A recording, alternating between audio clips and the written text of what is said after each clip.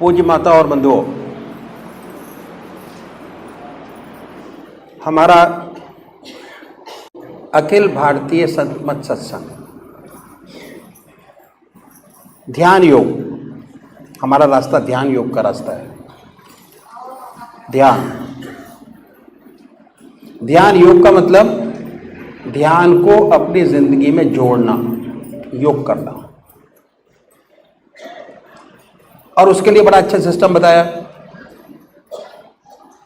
हमारे ऑर्गेनाइजेशन में सेंटर्स हम लोगों ने बनाए हुए हैं जहां पर जाकर ध्यान योग की प्रैक्टिस कराई जाती है। ऐसा कहीं पर भी नहीं है। कहीं पर भी ऐसा सिस्टम नहीं कि हफ्ते में 2 बार आपको सत्संग करने का मौका मिलेगा। कोई भी ऐसा नहीं। और सत्संग करने से ही रास्ते में बढ़ोतरी होती है। सिर्फ दर्शन मात्र करने से बढ़ोतरी नहीं होती। दर्शन करने से जिज्ञासा जागृत होती है। सत्संग अटेंड करने से उस रास्ते में बढ़ोतरी मिलती है, बढ़ते हैं उस रास्ते में। हमारा जो लक्ष्य है, लक्ष्य क्या है? जीवन मुक्त अवस्था प्राप्त करना इसी जीवन काल में, अपने इष्ट देव को प्राप्त करना आखिर में, ये हमारा लक्ष्य है। और ये लक्ष्य जब तक पूरा नहीं होगा जब सत्संग में रेगुलर नहीं होंगे। सबसे बड़ी बात तो सत्संग में जाना, सत्संग में रेगुलर होना, सत्संग में पूरी अटेंडेंस होना, ध्यान करना, मेडिटेशन करना 24 घंटे 24 आवर्स, तभी लक्ष्य की प्राप्ति हो पाएगी। अगर गुरुदेव का दर्शन करने से लाभ होता है, ऐसा नहीं कि लाभ नहीं होता, मगर जितना लाभ होना चाहिए उतना लाभ दर्शन करने से नहीं होता, जितना पालन करने से होता, अनुसरण करने से होता है। जो सिस्टम बताया जाए उसका पालन किया जाए और उसके सिद्धांतों पर आरूढ़ होकर चला जाए तो मन में शांति, ग्रस्त में शांति, मन में आनंद, ग्रस्त में आनंद, सब जगह आनंद ही आनंद आपको दिखाई देगा। और इतने सुंदर सुंदर विचार पैदा होंगे जिसकी आज हमें समाज को जरूरत है।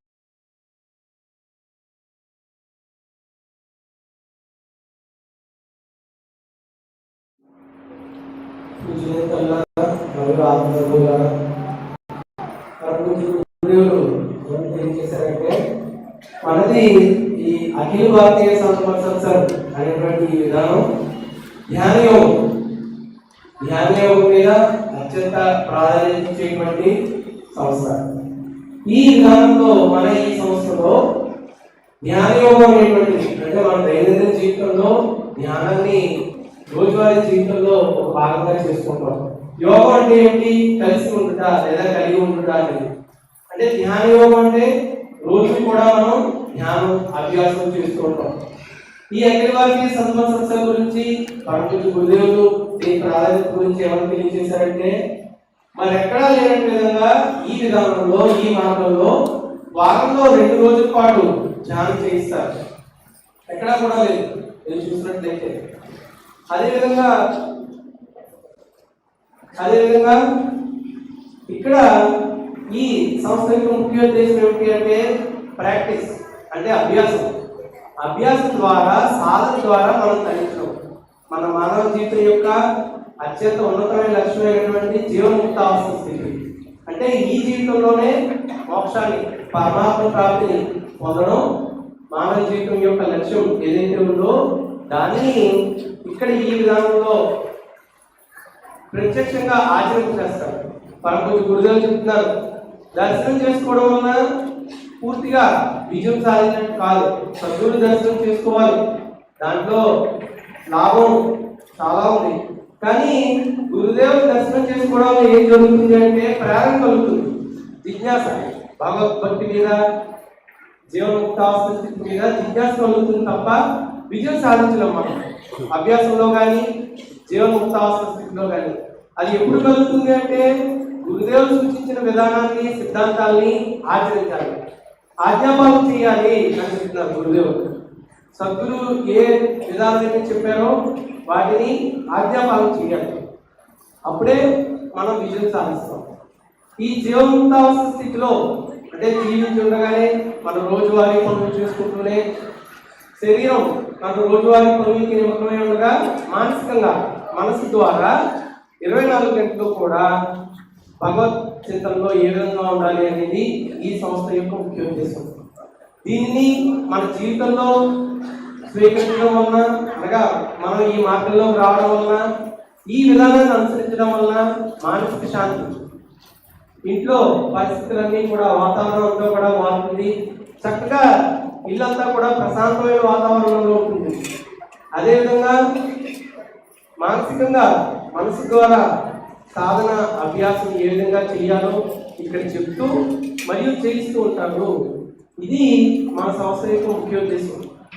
జ్ఞానయోగమే ఈ అఖిల భారతీయ సంగమ సత్సంగం యొక్క ముఖ్యం, అతి ప్రధానమైనటువంటి అభ్యాస విధానం. तो सत्संग में जाना बहुत जरूरी है.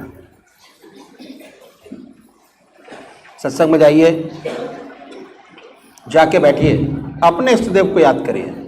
जितने अपने इष्टदेव को याद करेंगे उतना इष्टदेव आपके साथ होता चला जाएगा. उनकी याद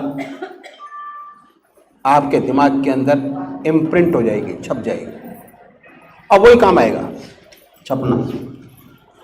तो इसलिए सत्संग में बहुत ज़रूरी है. कैसे छपता है वो मैं आपको थोड़ा सा डिटेल में बताने की कोशिश करता हूँ कि हम क्या हैं, कौन है, क्यों आए, क्यों सत्संग ज्वाइन किया, क्यों ध्यान योग में कदम रखा. तो थोड़ा समझने की कोशिश कीजिए और कोशिश कीजिए कि 99% लोग सत्संग में जाएं, सत्संग को अटेंड करें. और जितना इसमें इन्वॉल्वमेंट बढ़ेगा, जितना आपका ध्यान अपने इष्ट देव की तरफ होगा, जितना इस रास्ते में बढ़ेंगे, जितना ध्यान योग से काम करेंगे, उतना आपको शांति मिलेगी, उतना आनंद मिलेगा, उतना जीवन सफल होता चला जाएगा आपका. అలాగే ఇందాక చెప్పారు గురుదేవుడు దర్శనం చేసుకోవడంతోనే సరికాదు, ఆజ్ఞాపాలన చేయాలి అని. అంటే గురుదేవుడు చెప్పినటువంటి సిద్ధాంతాన్ని వాటిని అనుసరించాలి. ముఖ్యంగా సత్సంగ్ వెళ్ళడం అత్యంత ముఖ్యమైనటువంటి విషయం అని చెప్తున్నారు. సత్సంగ్కి క్రమం తప్పకుండా వెళ్ళాలి. సత్సంగ్ వెళ్ళడం వల్ల ఏం జరుగుతుంది? పరమాత్మ యొక్క మీ ఇష్టదేవి యొక్క నామం కానివ్వండి, లేదా మీ ఇష్టదేవి యొక్క రూపం కానివ్వండి, మీ మనసుపై ముద్ర పడుతుంది.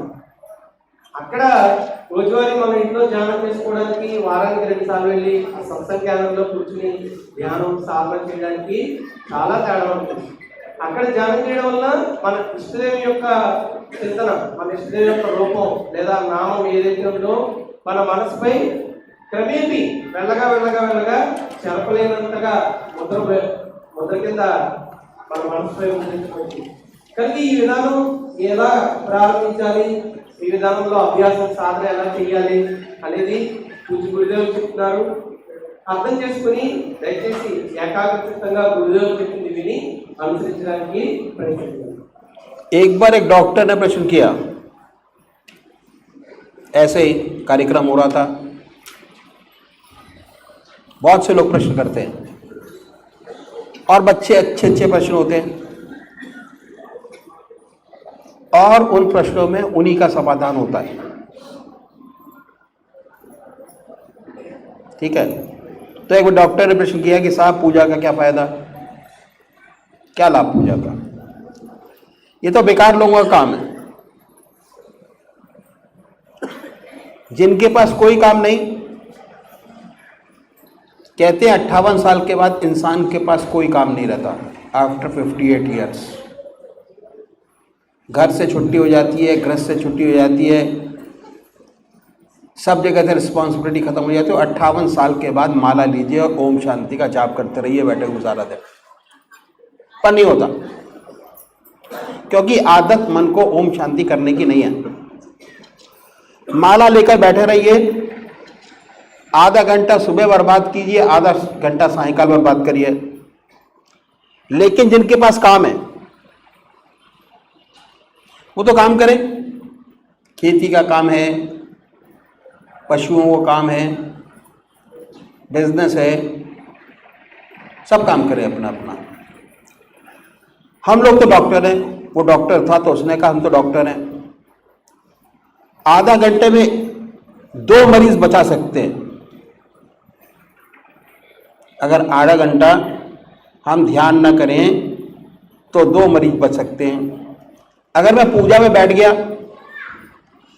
और मरीज पीछे आ गए तो क्या होगा? 2 मरीज, क्या फायदा? ईश्वर को किसने देखा है? क्या पता है कि नहीं? ये अक्सर प्रश्न करते हैं, कहाँ है आप, कहाँ चक्कर में पड़े हो, इंजीनियर हो, कहाँ चक्कर में पड़े हो भगवान के? क्या पता है कि नहीं भगवान है भी या नहीं, इस चक्कर में क्यों पड़ा जाए? अपना काम सीधा साधा करें। ऐसा प्रश्न उस डॉक्टर ने किया। इस सेवक ने कहा कि वो ये कि आप सोते क्यों हैं? ना उस समय खाते हैं, ना उस समय पीते हैं। 2 पारी लगाइए, बल्कि 3 पारी लगाइए। 8-8 घंटे की 24 घंटे काम करिए। हजारों लोगों को फायदा होगा। पता नहीं कितने हजार मरीज आप ठीक कर लेंगे।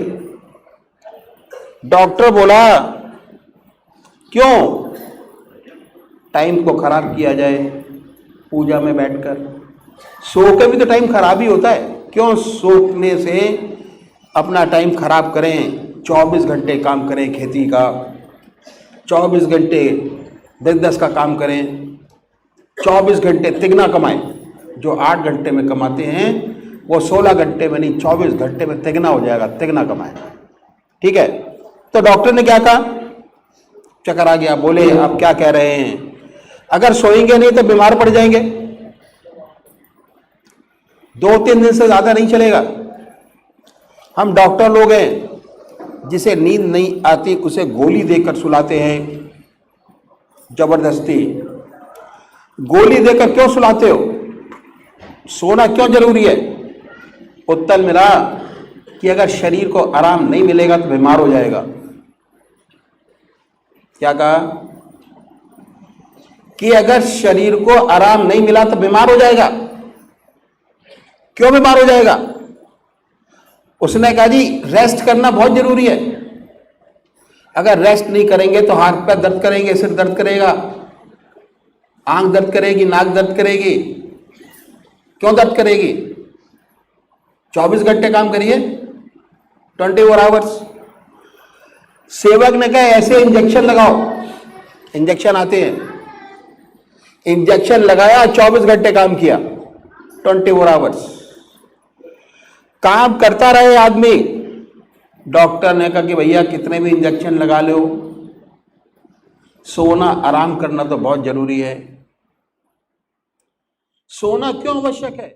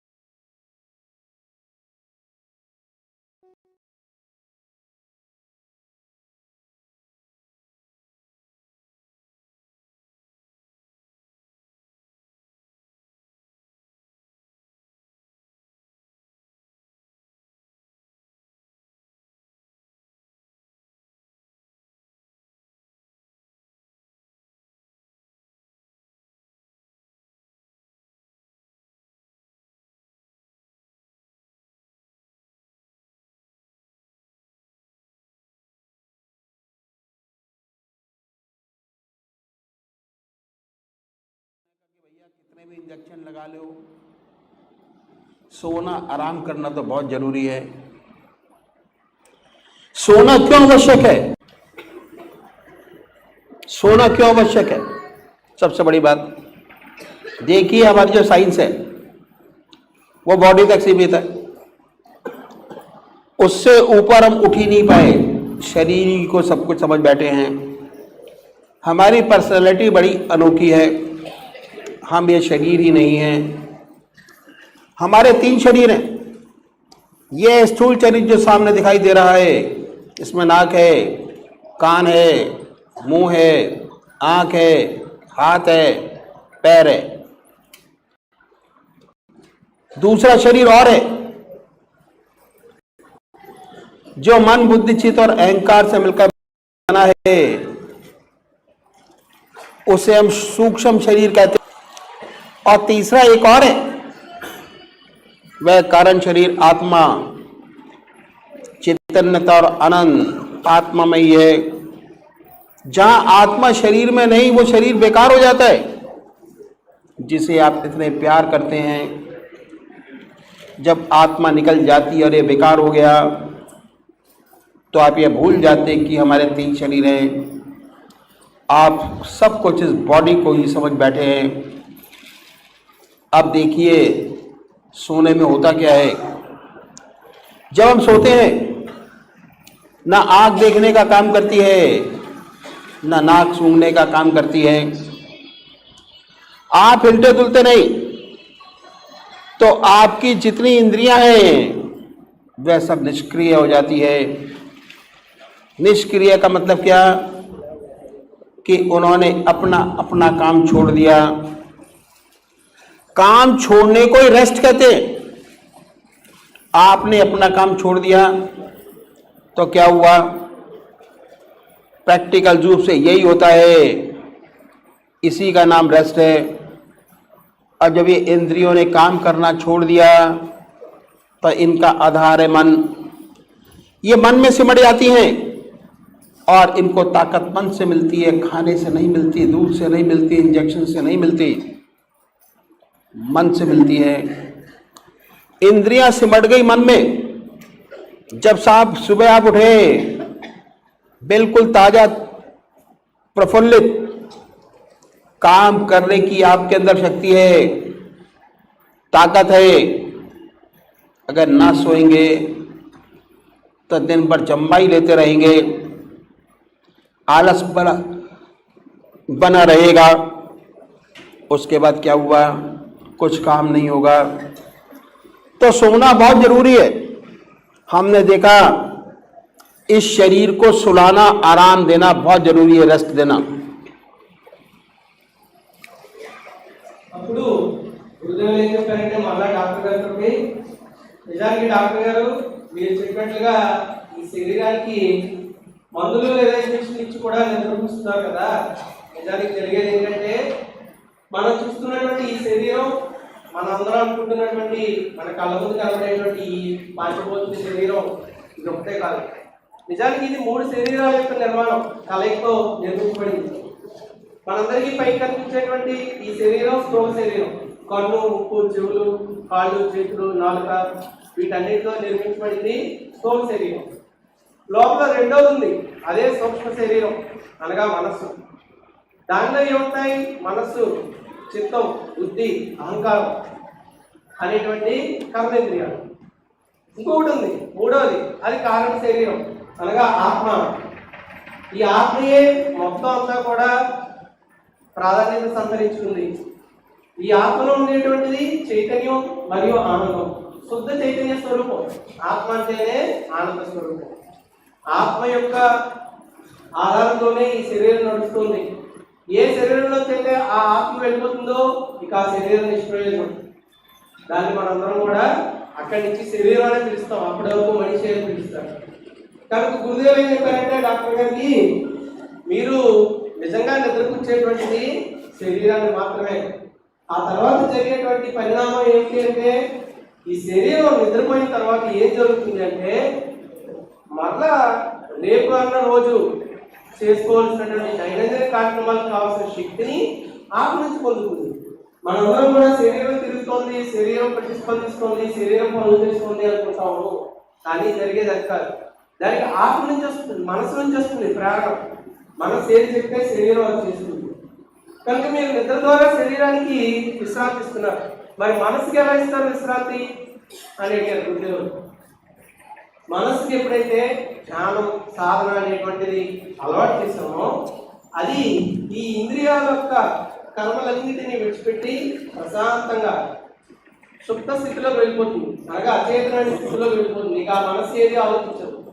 ధ్యానం కానివ్వండి, అభ్యాసం కానివ్వండి, దానివల్ల మనసుకి విశ్రాంతి కలుగుతుంది.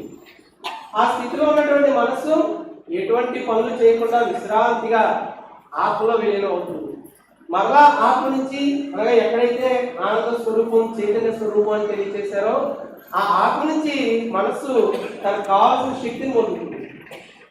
కనుక నిద్రించే సమయంలో కాళ్ళు చేతులు పనిచేయవు, కళ్ళు నోరు ఏవి కూడా పనిచేయవు, మనకు అసలు స్పృహ కూడా ఉండదు. అదేవిధంగా ధ్యానం లేదా సాధన స్థితిలో మనస్సు ఎటువంటి పని కూడా చేయదు, విశ్రాంతిమయ స్థితిలోకి వెళ్ళిపోతుంది. కనుక నిజమైనటువంటి ఈ ధ్యానం సాధన యొక్క ముఖ్య ఉద్దేశం ఏంటంటే మనసుకు విశ్రాంతి ఇవ్వడమే. తద్వారా శరీరానికి చైతన్యాన్ని తిరిగి మరలా శక్తిని ప్రసాదించడం కోసమే ఈ साधना ध्यान आणि ऐसे हमारा सूक्ष्म शरीर है। दूसरा मन बुद्धि चित्त और अहंकार से जो मिलकर बना है, जिससे हम सोच विचार का काम करते हैं, इसको भी नींद देना बहुत आवश्यक है। हमारे महर्षियों ने, हमारे ऋषियों ने इस बात को जाना, इसलिए उन्होंने कहा कि आधा घंटा सुबह और आधा घंटा सायंकाल भगवान की आराधना करो, पूजा करो। पूजा करोगे तो भगवान में चित्त की एकाग्र हासिल होगा, चित्त की निरोध व्यवस्था प्राप्त होगी, अपने आप आ जाएगी। मन शून्य हुआ कि निष्क्रिय हुआ। जैसे आपने इंद्रियों को निष्क्रिय किया सो के, ऐसे ही मन को निष्क्रिय कीजिए, परमात्मा को मानिए या न मानिए, कोई फर्क नहीं पड़ता। लेकिन आप अपनी हस्ती को तो जानेंगे, आपका एग्जिस्टेंस है, इसका सच्चा विकास करना आपका फर्ज है। भगवान आपकी पूजा का भूखा नहीं, जो कुछ कर रहे हैं आप अपने लिए कर रहे हैं। अगर आप अपना सच्चा विकास चाहते हैं तो जिस प्रकार शरीर को रेस्ट देना जरूरी है, उसी प्रकार मन को भी रेस्ट देना जरूरी है। और ये जो पूजा का अंग है, मन को रेस्ट देना है। मन को एक तरफ लगा दीजिए, मन का काम सोचना विचारना है, उसे एक जगह लगा दिया, विचार शून्य अवस्था आ गई, उसे रेस्ट मिला। जब रेस्ट मिला तो क्या हुआ, उसका सीधा संबंध आत्मा से हो गया। आनंद और चैतन्यता उसके मन में आ गई। उसके बाद आप कितना हल्का फुल्का महसूस करेंगे, कितनी अनुभव शांति और आनंद मिलेगा, ये अनुभव का विषय है। उसके बाद सुंदर सुंदर विचार आते हैं, ऐसी समस्याएं हल होती है जो जिंदगी में कभी न हुई हो।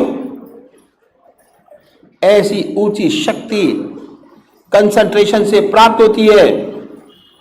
उसके बाद सच्चे मनुष्य के भाव पैदा होते हैं, सच्चा ज्ञान प्राप्त होने लगता है। आप जानते हैं कि हम हैं क्या, क्या हैं। और जब ये अनुभव हुआ कि हम हैं क्या, तो हमको अपना वास्तविक स्वरूप नजर आने लगता है कि हम कोई गैर नहीं हैं, सभी हम ही हैं। जितने संत हुए उनका अंतिम निष्कर्ष यही रहा।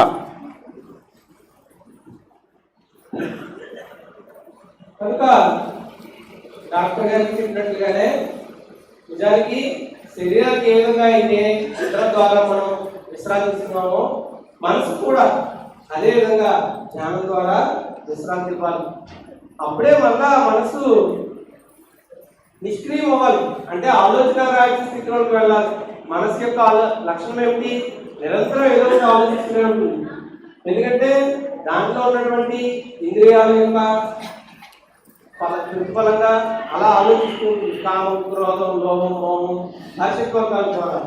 కానీ ఎప్పుడైతే మనం అసలైనటువంటి పూజ అనగా శారీరక పూజ మనం రోజు ఉదయం చేసేటువంటిదే, ఈ మానసిక పూజ ఎప్పుడైతే ఆరంభించామో అనగా ధ్యానం ఎప్పుడైతే చేయడం మొదలుపెట్టామో, అప్పటి నుంచి మనసు ఏం చేస్తుంది అంటే ఆలోచన రాని స్థితిలో వెళ్తుంది. క్రమక్రమంగా ఒకేసారి కాదు, సాధన చేయగా మనసుని అటు ఇటు తిరుగుతూ ఉంటుంది. దాని యొక్క లక్షణం చంచలం.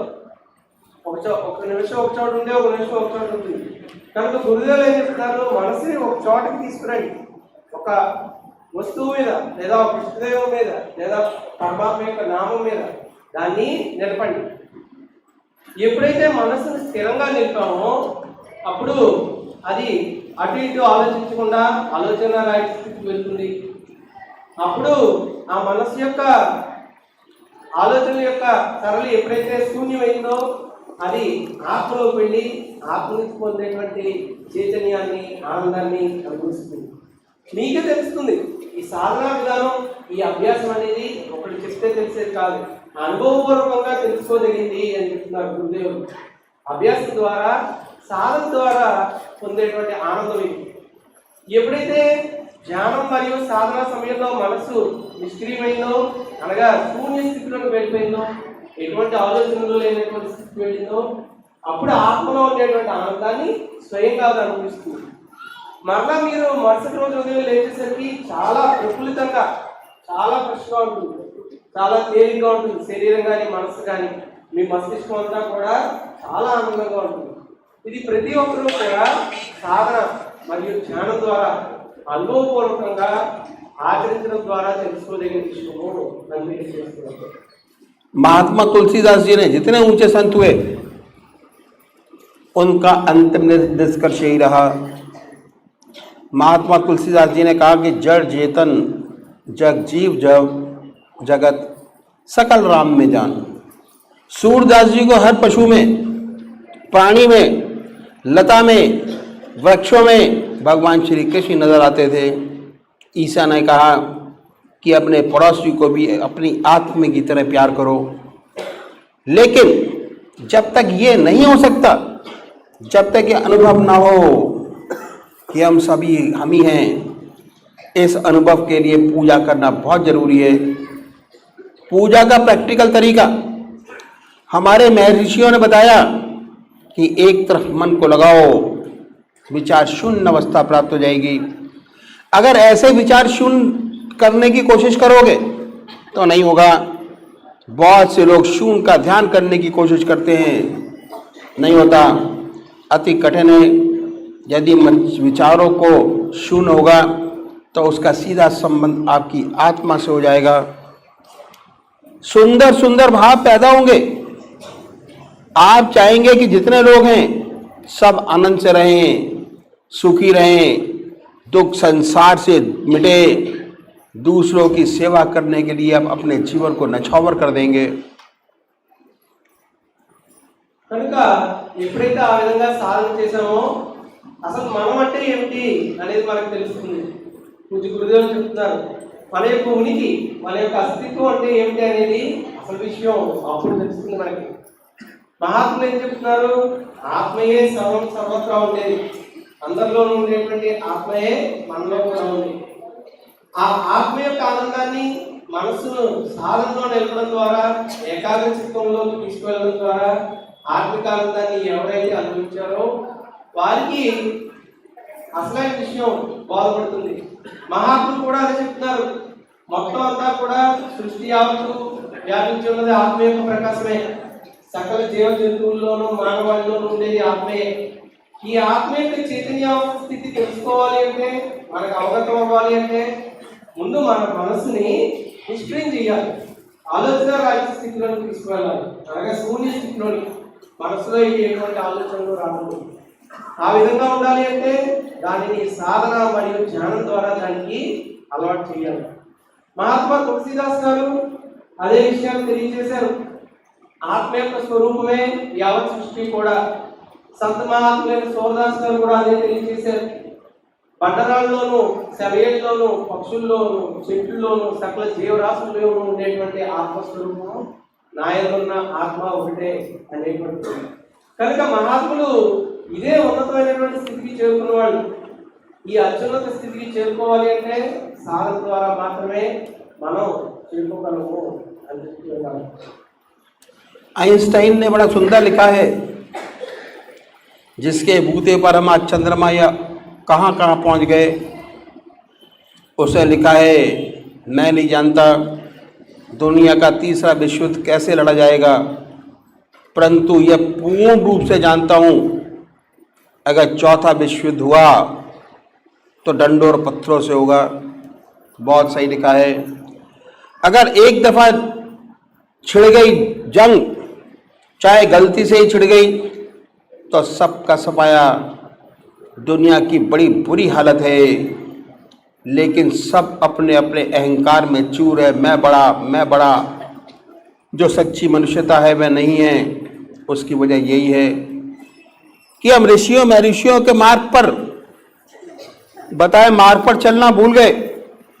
तो अब देखते हैं कि भगवान आपकी पूजा का फूका नहीं, अपने विकास के लिए, मनुष्य मात्र की भलाई के लिए, संसार की भलाई के लिए यह पूजा परम आवश्यक है, बहुत जरूरी है।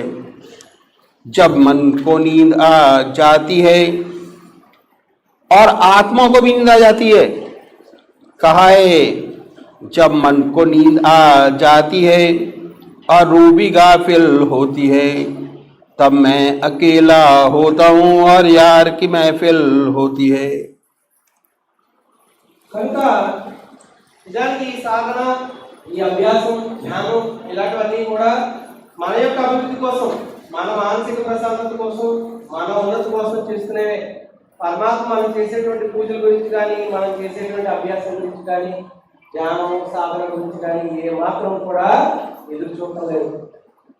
ఇదంతా కూడా మన స్వప్రయోజనం కోసం మనం చేసేటువంటి పూజలు, పునస్కారాలు, తీర్థయాత్రలు ఏవైతే ఉన్నాయో ఇవన్నీ కూడా మన యొక్క అభివృద్ధి కొరకు, మన వాళ్ళ యొక్క క్షేమం కొరకు ఎలా చేస్తున్నామో, అలాగే ఈ సాధన అభ్యాసం అనేది ఏదైతే ఉందో అది మన మానసిక ఉన్నతి కొరకు, మన యొక్క ప్రశాంత జీవితం కోసం చేస్తున్నాం తప్ప పరమాత్మ కోసం కాదు. భగవంతుడు మనం చేసేటువంటి అభ్యాసం, సాధన, పూజలు కోసం ఏ మాత్రం కూడా ఎదురు చూడలేదు. కనుక మహాత్ములందరూ కూడా ఇదే విషయాలు విశ్వసిస్తారు. ఏంటి? వారి దృష్టిలో పూజ అంటే మానసిక పూజ, నిజమైన పూజ అంటే మనసు ద్వారా చేసేటువంటిది మాత్రమే. అదే 100% కూడా ఫలితాన్ని ఇస్తుంది. ఎంతో గొప్ప శాస్త్రవేత్త ఐన్స్టీన్, సైన్స్ కలుగుతున్నటువంటి శాస్త్రవేత్త, ఆయన కూడా ఆయన పుస్తకంలో అదే రాశాడు. చాలా ఆశ్చర్యపోయాను నేను ఈ విశ్వమంతటిని పరిశోధించిన తర్వాత. ఇంత పెద్ద గొప్ప సృష్టి రచన పరమాత్మ ఎలా చేశాడు అనేటువంటిది చాలా ఆశ్చర్యకరంగా ఉంది అనేటువంటి విషయాన్ని తెలియజేశాడు. కనుక ఎప్పుడైతే మనసుకు నిద్ర వస్తుందో, అలాగే ఎప్పుడైతే మనసు విశ్రాంతి పొందుతుందో, అప్పుడు అది ఆత్మలో ఉండేటువంటి శక్తిని పొందుతుంది. తద్వారా అత్యంత ప్రశాంతమైనటువంటి స్థితిలో మన మనస్సు, మస్తిష్కము, శరీరం అంతా కూడా ఉంటుంది. ఈ సకల విధాలైనటువంటి సాధన విధానాలు, అభ్యాసం, సాధన, ధ్యానం ఇవన్నీ కూడా మనస్సుని ఏకాగ్రచిత్తం చేయడానికి. कहा है जब दिल को नींद आ जाती है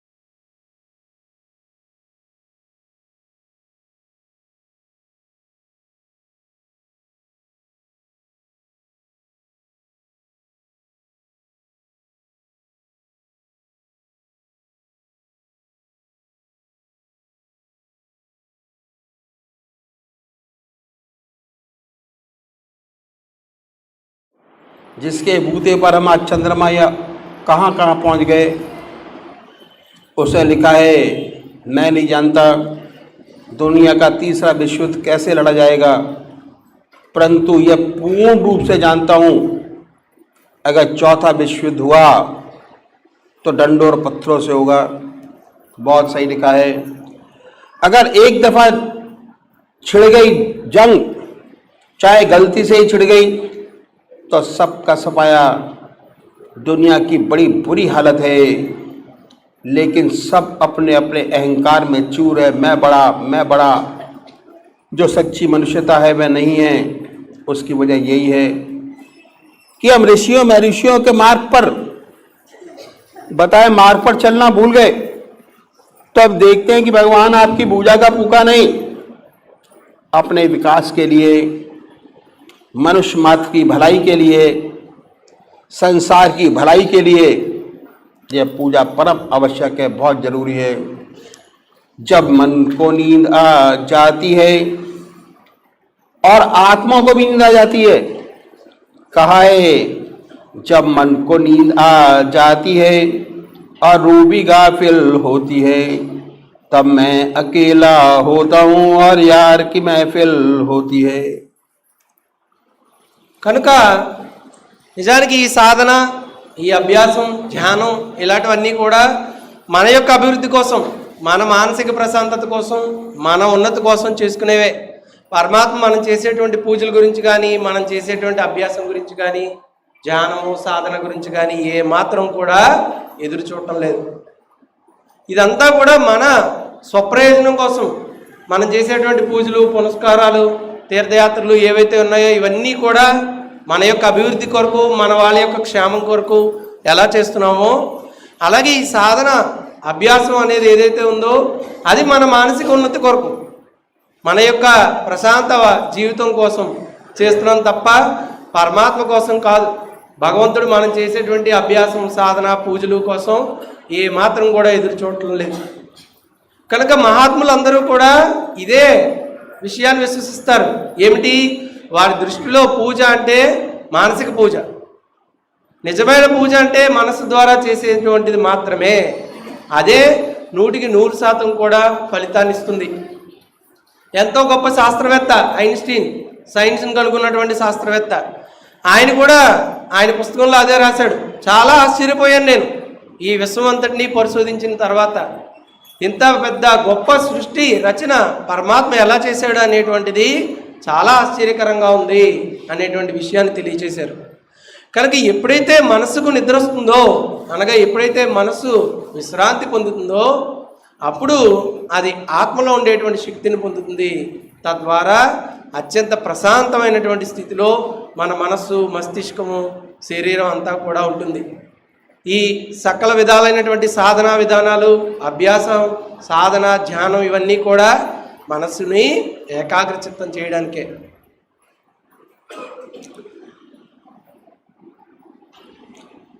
कहा है जब दिल को नींद आ जाती है और रूह भी गाफिल होती है, जब मन सो जाता है, मन अपने इस देव के चरणों में डूब जाता है, मन के अंदर और कोई विचार नहीं रहता, आत्मा में लय हो जाता है, तब परमात्मा का दिव्य दर्शन होता है, इससे पहले नहीं होता। इसलिए सत्संग में जाना बहुत जरूरी है। इस रास्ते में बढ़िए, अपने इष्ट देव का दिव्य दर्शन कीजिए, आनंदित होइए, तब सच्चा ज्ञान प्राप्त हो रहा है। तब पूजा करना बहुत जरूरी है, सत्संग में जाना बहुत जरूरी है। अगर सच्चा विकास चाहते हैं, सच्चा हित संसार का चाहते हैं, दुनिया का हित चाहते हैं, अपनी मनुष्य जाति का हित चाहते हैं, तो पूजा बहुत जरूरी है। अपने मन को रेस्ट दीजिए, देना पड़ेगा। हमारे महर्षियों ने अनुभव किया, इस बात को जाना और कहा कि हर मनुष्य को आधा घंटा सुबह, आधा घंटा संध्या वंदन अवश्य करनी चाहिए। కనుక ఎప్పుడైతే ధ్యానమయ అవస్థ స్థితిలోనికి వెళ్తామో అప్పుడు మనసు కూడా చాలా విశ్రాంతి, అనగా నిద్ర అనండి ప్రాపంచిక భాషలో. ఎప్పుడైతే మనసు నిద్రిస్తుందో అప్పుడు ఆత్మ నుంచి వచ్చేటువంటి శక్తిని అది పొందుతుంది. కనుక మనసుని ఈ స్థితికి తీసుకువెళ్ళాలి అంటే అభ్యాసం, సాధన ముఖ్యం. సాధన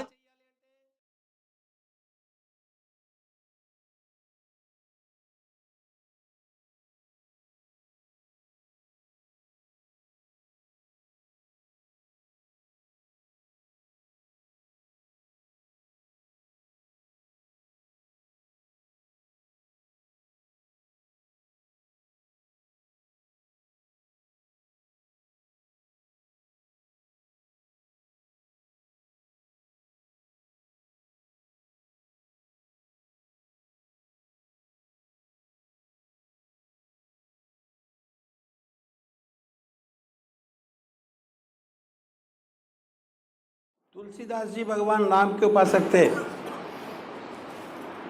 और इतने ज़्यादा भगवान राम के उपासक थे कि एक बार द्वारकाधीश मंदिर चले गए मथुरा। जब मंदिर के दरवाजे पर गए तो सबने प्रणाम किया, तुलसीदास जी ने नहीं किया। लोगों ने उन्हें पकड़ लिया, कहने लगे कि आप तो इतने भगवान के भक्त थे, आपने प्रणाम क्यों नहीं किया। तुलसीदास जी ने भगवान की स्तुति की और भगवान की मूर्ति का बड़ा सुंदर वर्णन किया। आखिर में रो रो के कहने लगे कि तुलसी मस्तक जब झुके, जब धनुष बाण लोहात, ऐसा कहते हैं कि भगवान के हाथ पे धनुष बाण आ गया। तो तुलसीदास जी ने प्रणाम किया। ऐसे ही एक इष्ट के उपासक, एक इष्ट की उपासना करना बहुत जरूरी है। अगर एक इष्ट की उपासना करेंगे तो इस रास्ते में सच्ची प्रगति आपको मिलेगी, सच्चा रास्ता आपको मिलेगा। अगर 10 लोगों को लेके चलेंगे तो आपकी प्रगति आपको नहीं मिलेगी। बहुत जरूरी है। भगवान श्री कृष्ण के उपासक थे। उन्होंने जैसे भगवान श्री कृष्ण नजर आते थे सूरदास जी, अपने साथ भगवान कृष्ण हरदम रहते थे। कहते थे कि दर दीवार दर्पण भय, जित देखूं तित तोए, काकर पातर ठीक रे भयार सी मोए। कंकड़ों में, पत्थरों में भगवान श्री कृष्ण नजर आते थे। इस प्रकार जितने साकार भक्त हुए सब एक इष्ट के उपासक थे। इसलिए साकार पुजारी को अपना एक इष्ट निश्चित करना बहुत जरूरी है, जिसे आपकी आत्मा कबूल करती है, उसी का सच्चा ध्यान बनेगा, सच्ची चित्त की एकाग्रता प्राप्त हो सकेगी। अगर बार बार बदलेंगे तो ध्यान नहीं लगेगा, पूजा नहीं होगी। बहुत सी मूर्तियों का ध्यान करेंगे, पूजा का मकसद पूरा नहीं होगा। पूजा के लिए कुशा या कंबल का आसन हो, धूप बत्ती अगरबत्ती जलाएं, साफ सुथरी चादर बिछी हो, सफाई के साथ रात्रि के बाद वस्त्र बदल कर बैठे। स्नान नहीं कर सकते तो कोई बात नहीं, बगैर स्नान किए मुंह हाथ धोकर सुख आसन से बैठे। उसके बाद अपने इसको सामने देखें कि आपका इससे शरीर आपके सामने विद्यमान है, ऐसा विचार कीजिए।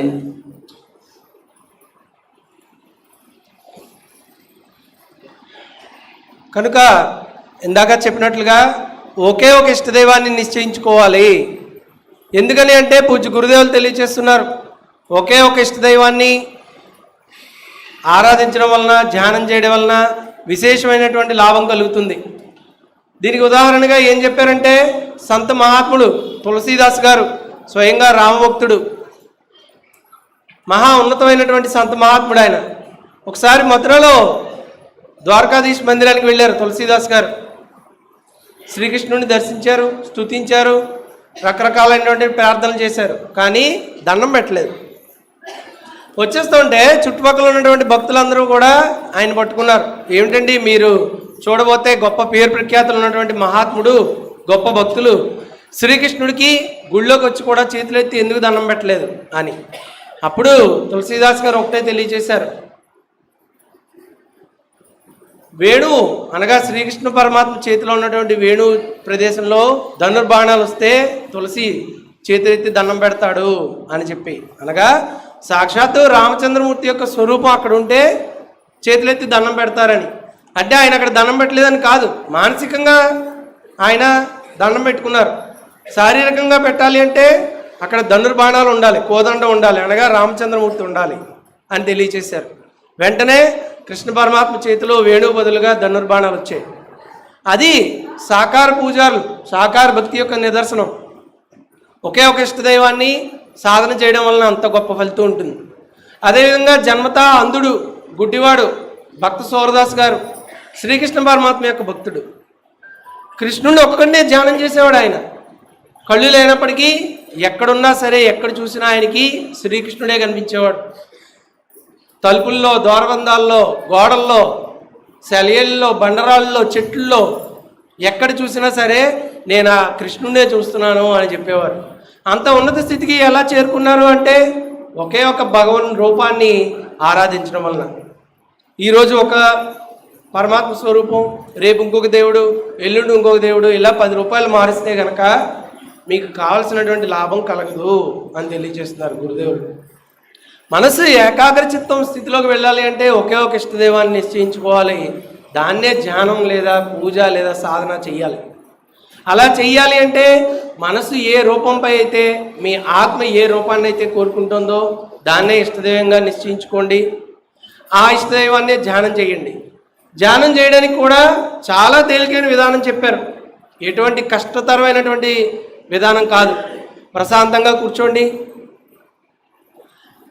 చిన్న కంబళి కానీ దుప్పటి కానీ పరిశుభ్రమైనది వేసుకోండి. చాప ఉంటే, దర్భాసనం ఉంటే వేసుకుని కూర్చోండి.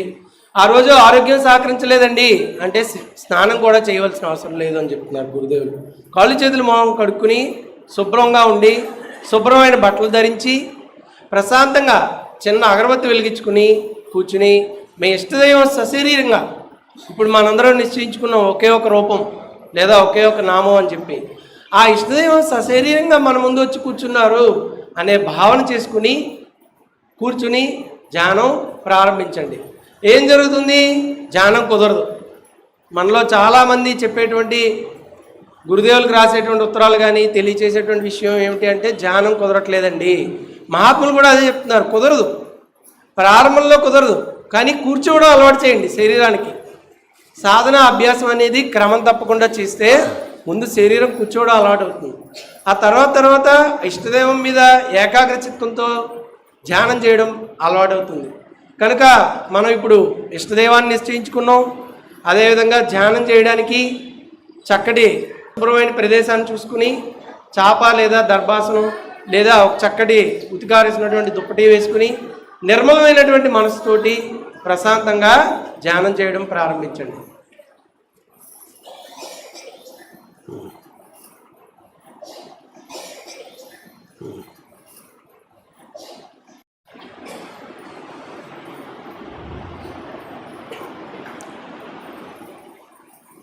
फिर अपने इष्ट को देखें, अपने सामने धूप बत्ती अगरबत्ती जला के बड़े प्यार से बैठिए, बहुत आराम से। ऐसा विचार कीजिए कि आपका इष्ट सह शरीर आपके सामने विद्यमान है, बाय थॉट, ख्याल से। तो क्या होगा? जितने आपके बहिर्मुखी विचार के दुनिया के विचार हैं उनसे हटकर मन ईश्वर की तरफ लग जाएगा। इसके बाद आप ध्यान करेंगे तो ध्यान बनेगा। पहले बाहर ध्यान बनाइए, जब बाहर की तरफ बन जाए उस पवित्र मूर्त को अपने हृदय में उतारिए, बैठाइए प्यार से, इतने प्यार से कि ना कोई दूसरा विचार रह जाए ना ख्याल। हमारी आत्मा हमारे मन को देखती रहती है, बताती रहती है क्या सोच रहे हैं। जब मन हट जाए फिर प्यार से उस पवित्र मूर्ति पर जमाएं। उसके बाद एक समय ऐसा आएगा कि न ख्याल रहेगा, कोई विचार रहेगा न ख्याल। जब चेतन अवस्था में लौटेंगे तो उसी के ध्यान में लौटेंगे। उस समय आपको बड़ी सुंदर अनुभूति होगी। आपका हृदय मस्तक अनुपम आनंद से भर गया। जितना मस्तक पर भार था वह हल्का हो गया। यह पूजा का तरीका जो महात्माओं ने बताया साकार पुजारियों के लिए, यदि ऐसे पूजा करेंगे विशेष लाभ होगा। सुषुप्ति की अवस्था प्राप्त होगी, चित्त की एकाग्रता प्राप्त होगी। आज सुषुप्ति से सहज समाधि में प्रवेश कर जाएंगे। కనుక ఈ విధంగా ధ్యానం ప్రారంభిస్తాం. గురుదేవులు చెప్పినట్లుగానే ప్రారంభంలో ధ్యానం కుదరదు, మనస్సు అటు ఇటు వెళ్ళిపోతూ ఉంటుంది. ఎంతో ప్రేమతో ఎంతో ప్రశాంతంగా మనసును తీసుకొచ్చి మరలా ఇష్టదైవంపై నిలపండి. మన ఇష్టదైవం సశరీరంగా మన కళ్ళు ముందు ఉన్నారు, ఆయన ముందు కూర్చుని నేను ధ్యానం చేస్తున్నాను అనే భావనతోటి ధ్యానం ప్రారంభించండి. ప్రశాంతంగా కళ్ళు మూసుకుని ఇష్టదైవం యొక్క రూపాన్ని చూడడానికి ప్రయత్నించండి. అటు ఇటు వెళ్ళిపోతూ ఉంటుంది మనసు, చంచలమైనటువంటిది. మరలా దాన్ని అంతే ప్రేమగా తీసుకొచ్చి మరలా మన ఇష్టదైవంపై నిలపండి. ఈ విధంగా సాధన చేయగా చేయగా చేయగా కొద్ది రోజులకి చక్కటి ఏకాగ్ర చిత్తం అనగా భగవత్ చరణాలపై లగ్నం అవుతుంది. సాధన చేయగా చేయగా ఎంతో ఆనందం కలుగుతుంది. ఎంత ప్రశాంతమైన వాతావరణంలో మనం సాధన ధ్యానం చేస్తామో మరలా ధ్యానం పూర్తయ్యేసరికి అదే ఇష్టదేవం యొక్క స్మరణ మనకు కలుగుతుంది. ఆ సమయం అంతా కూడా మనం ధ్యానం చేసామనడానికి అదే నిదర్శనం. ఎంతో ఆనందం కలుగుతుంది. ఇంకా ఇంకా ఆ విధంగా సాధన చేయగా చేయగా గొప్ప గొప్ప ఆధ్యాత్మిక స్థితులు, గొప్ప గొప్ప ఆధ్యాత్మిక స్థితులన్నీ కూడా మనం ఒక్కొక్కటిగా పైకెక్కుతూ ఉంటాం. మానసిక ప్రశాంతత, ఆత్మిక ఆనందం, సుషుప్తి, సహజ సమాధి స్థితి, ఇలా ఒక్కొక్కటిగా చక్కటి ఆధ్యాత్మిక అభివృద్ధి కలుగుతుంది. కనుక మొట్టమొదటిది క్రమం తప్పకుండా ధ్యానం చేయాలి. రెండవది ఒకే ఒక ఇష్టదైవాన్ని ధ్యానం చేయాలి. दूसरे वो भाई है जो निराकार भगवान के उपासक है, परमात्मा की मूर्ति को नहीं मानते। वे क्या करें?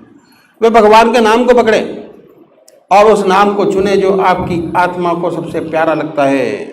कोई ना कोई नाम से तो याद करते ही होंगे। हिंदू भाई ओम नाम, मुसलमान भाई अल्लाह, सिख भाई वागुरु, क्रिश्चियन भाई क्राइस्ट या गॉड।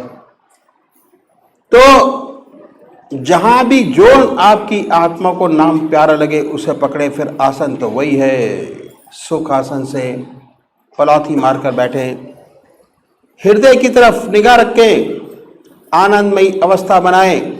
ये ख्याल करें कि जब आपका हृदय दुख दुख करता है, जो हार्ट बीट है उससे ओम नाम निकल रहा है, या जो नाम चुना है वह निकल रहा है। हृदय ओम ओम कह रहा है, जबान नहीं कह रही। जिह्वा की ख्याल से शुरू में दिक्कत होती है, तब आप मानसिक जाप कर सकते हैं। ओम, बड़े प्यार से ओम ओम। धीरे धीरे ऐसी अवस्था आती है कि आपको बस बस सुनाई देने लगता है कि हृदय से ओम की आवाज निकल रही है। ऐसी हालत पैदा होती है, ना कोई ख्याल रहता है ना विचार, उसमें ऐसे तल्लीन हो जाते हैं, विचार शून्य अवस्था। जब चेतन अवस्था में आते हैं तो वही नाम सुनते होते हैं और हमें एहसास होता है बड़े आनंद का कि हमारा मस्तिष्क अनुपम आनंद से भर गया, बड़ी शांति मिली। तो इन संतों ने यह तरीका पूजा का बतलाया। यदि ऐसे पूजा करेंगे, सत्संग में जाएंगे, सत्संग को ज्वाइन करेंगे, तो आपको विशेष लाभ होगा। चित्त की एकाग्रता आपको प्राप्त होगी, सुषुप्ति की अवस्था आपको प्राप्त होगी। धीरे धीरे सुषुप्ति से सहज समाधि में प्रवेश कर जाएंगे। उसके बाद आत्मदर्शन, परमात्मा का अनुभव होने लगेगा। और एक दिन ऐसा आएगा कि ज्योति से ज्योति मिल जाएगी, हम उससे एकाकार हो जाएंगे। परमात्मा तू ही है, तेरी इच्छा पूर्ण हो। కనుక ఇప్పటిదాకా సాకార పూజలు అనగా భగవంతుడి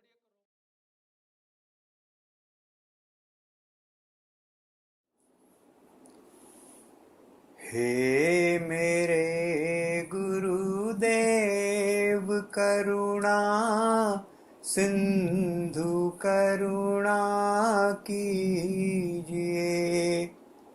हे मेरे गुरुदेव करुणा सिंधु करुणा कीजिए।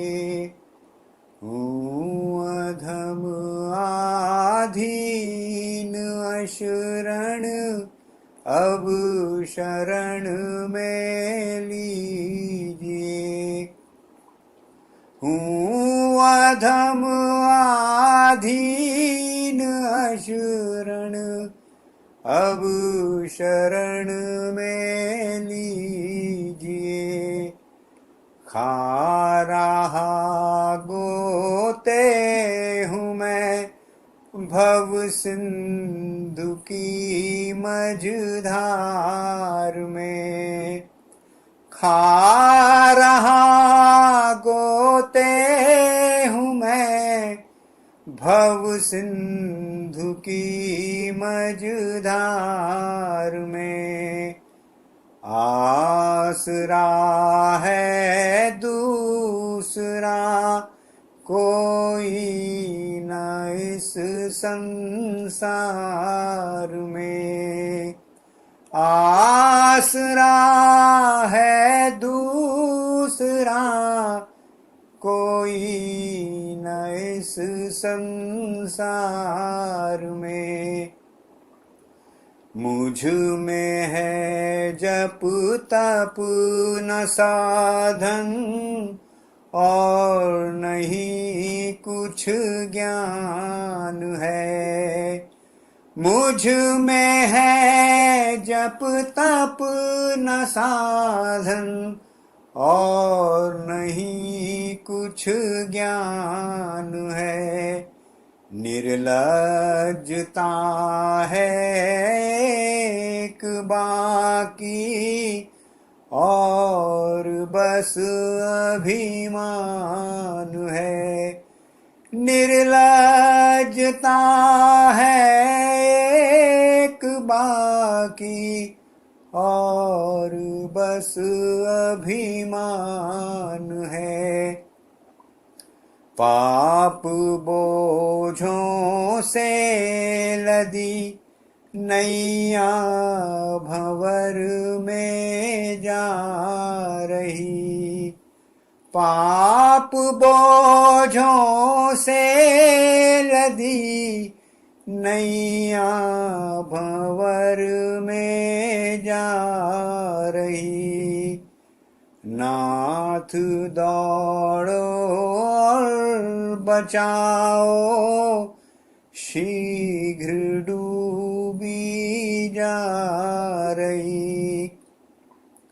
नाथ दौड़ो और बचाओ शीघ्र डूबी जा रही। आप भी यदि छोड़ देंगे फिर कहाँ जाऊंगा मैं।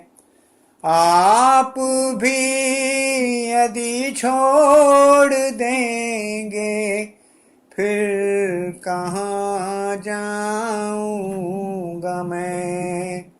जन्म दुख से नाव कैसे पार कर पाऊंगा मैं। जन्म दुख से नाव कैसे पार कर पाऊंगा मैं। सब जगह मैंने भटक कर ली शरण प्रभु आपकी। सब जगह मैंने भटक कर ली शरण प्रभु आपकी। पार करना या न करना दोनों मर्जी आपकी। पार करना या न करना दोनों मर्जी आपकी। हे मेरे गुरुदेव करुणा सिंधु करुणा कीजिए। हूँ अधम आधीन अशरण अब शरण में लीजिए।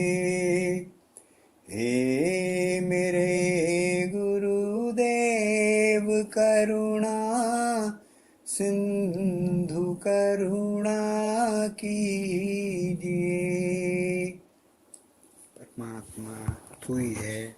तेरी इच्छा पूर्ण हो।